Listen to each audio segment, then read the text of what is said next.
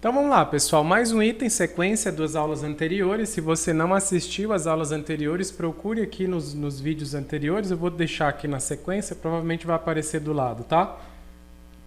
Então o item aqui, ele veio dentro do contexto de aquecimento global, ele veio aqui então falando das inversões climáticas, que é aquele assunto, né? A gente já estava conversando sobre isso no item 1 e 2. O item 3, ele me parece reforçar o que já foi dito nos dois anteriores, principalmente no que foi dito no item anterior. Então, se você respondeu certo no item anterior, provavelmente você vai ter que responder certo nesse item aqui também, tá? Porque ele vai estar falando das inversões climáticas. Então, a gente comentou, por exemplo, essa chargezinha, ela dá uma ideia dessa questão da inversão climática. Num lugar aqui onde estava muito frio, gelo e tal, agora está fazendo calor. Houve uma inversão climática aqui, tá? Então ele veio falar um pouco das consequências desse tipo de coisa, tá? Então, pessoal, ele trouxe o seguinte pra gente, que inversão climática interfere na manutenção dos hábitats, né? Com certeza, a gente falou isso no anterior, tá? Podendo causar elevação do nível dos oceanos, nós falamos isso, né, no anterior. Degradação de regiões litorâneas, comumente usadas para a prática de turismo, lazer e esporte. Sim, tá, pessoal? A mudança climática, essas inversões climáticas aqui, ou mudanças climáticas, né, elas acontecem e como consequências, lógico, do aquecimento global. E, por exemplo, em regiões litorâneas, como ele falou aqui, você tem uma determinada região ali que tinha uma praia aqui na beira aqui. Se o oceano começa a elevar demais, ele vai comer essa praia todinha, ou seja, ele vai começar a vir por aqui, ó. Essa praia vai deixar de existir aqui de repente e a água vai começar a ir mais para frente. Então essa praia aqui que de repente era muito turística, ela deixa de existir aqui, né? E pode comer a praia todinha aqui de repente e não ter mais condições de ter aquele momento de lazer ali, por conta da subida do nível do mar. A outra coisa que pode acontecer também, pessoal, é o deslocamento de populações, né? Aqui não só pessoas, mas também espécies que vivem por aqui.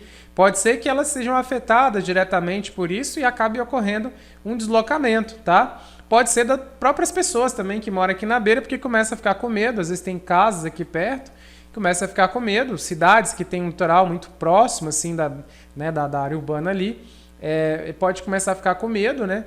De subir mais ainda o oceano aqui e isso invadir ali e gerar alagamento ali, tá?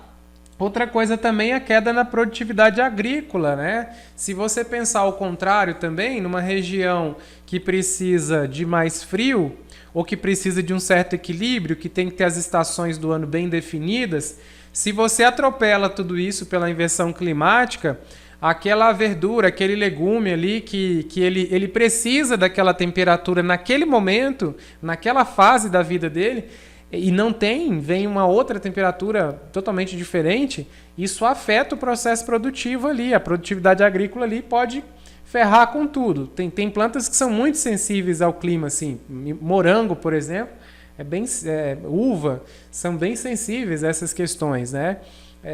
A própria alface, por exemplo, água demais não é bom, tem que ter água, mas água demais não é bom, né? E calor demais também às vezes não é bom, então sol demais, então afeta esse processo todo, né? E isso consequentemente pode gerar aumento do preço dos alimentos, pode gerar uma série de situações que não estão relacionadas ali diretamente, né? Que no estado normal você não teria esse tipo de situação. Isso pode agravar também até a questão da água potável, pode reduzir em determinados lugares, pode secar rios ali e por aí vai.